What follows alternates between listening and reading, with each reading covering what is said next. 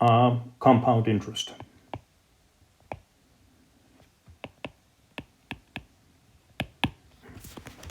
So suppose the bank advertises as paying R% interest annually, compounded semi-annually. Okay, so what this means is at the end of a half year, at the end of 6 months, the bank is going to pay interest on the amount of money that you have in the bank. Okay, and then after another half year elapses, the bank will again pay interest on the amount of money that you have in your account. So again, let's suppose that P is the initial amount of money that we put into the bank. So here's our bank. And they pay R% compounded semi-annually. Okay, so we're assuming this up here. Then what's going to happen after half a year? The bank is going to pay interest on the amount of money that you initially deposited. So they're going to pay, the amount of money that you'll have in the bank is going to be P, the amount that you initially deposited, plus the interest that you earned. Now that interest isn't going to be R%. It's going to be R divided by 2, because there are 2 interest periods where the bank is paying you interest. So again, this is a percent, so I have to convert the percent to a decimal. And then I multiply by the amount of money that they're paying the interest on, which is P. Okay? So this is the amount of money now that you have in the bank, in your bank account, at the end of a half a year. So let's suppose you keep that money in the bank. So here's the bank again. And that money stays in the bank. Then after the next half year has elapsed, what is the bank going to do? They're going to pay interest on this amount of money, the amount of money that you had at the beginning of the half year interest period. So this is going to be P plus R divided by 2 times 1 over 100 times P, okay? So this is the amount, so this represents the amount of money that was in your bank account at the beginning of this particular half year interest period, and then plus the interest that's earned on this money. And that's going to be, again, it's going to be R divided by 2, okay, because again, there are 2 pay periods in the year where they're paying interest. So it's going to be R divided by 2 times 1 over 100 times the amount of money that you had in your account, which is P plus R over 2 times 100 times P. Okay? Well, let's clean this up a little bit. Let's clean this up a little bit. If we look back here, and let me change the color here. So if we look back here, we can take and we can write this as P times 1 plus R divided by 2 divided by 100. And this is the amount of money. This is the amount of money in the account at the end of the first interest period.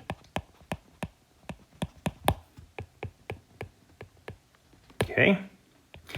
Now, let's clean this up because this is really kind of a mess. This quantity here is what we wrote down over here. Okay, so I can write this as P times 1 plus R over 2 times 100 plus R over 2 times 1 over 100 times this quantity here, that's a P sitting there, which is P times 1 plus R divided by 2 times 100. And this in turn is equal to, well, let's look.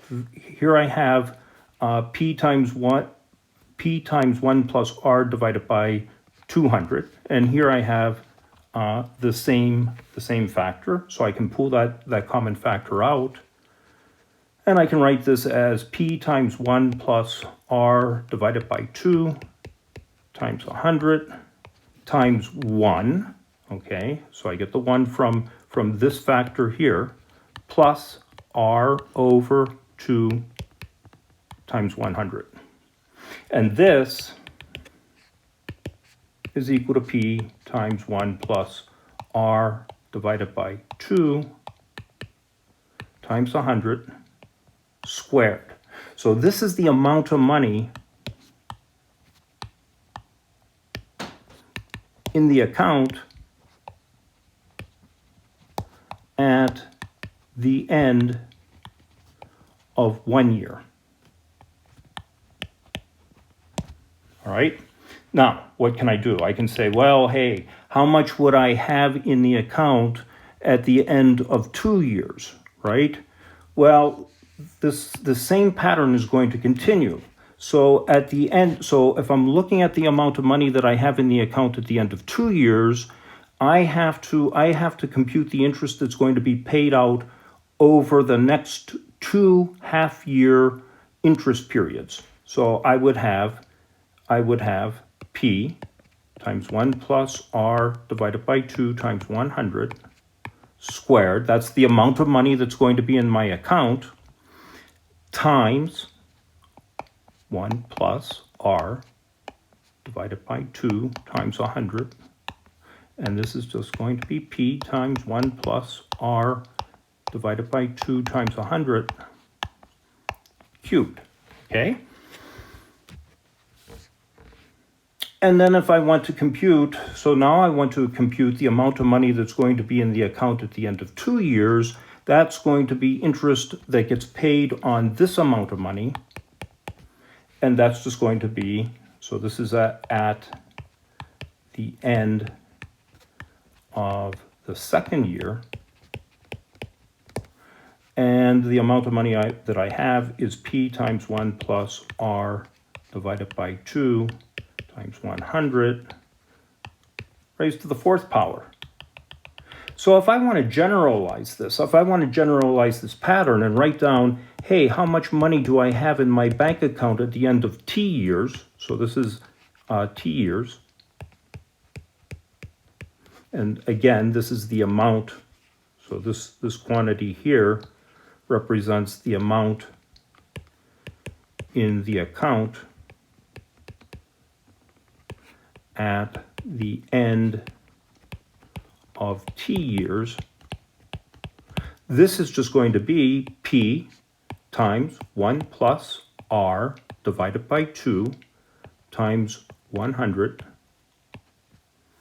raised to the 2t power, all right? The 2 here comes from the number of interest periods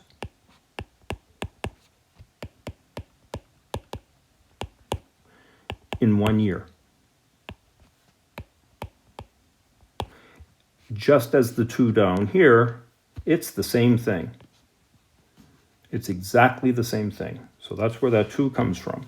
So now let's think about this a little bit.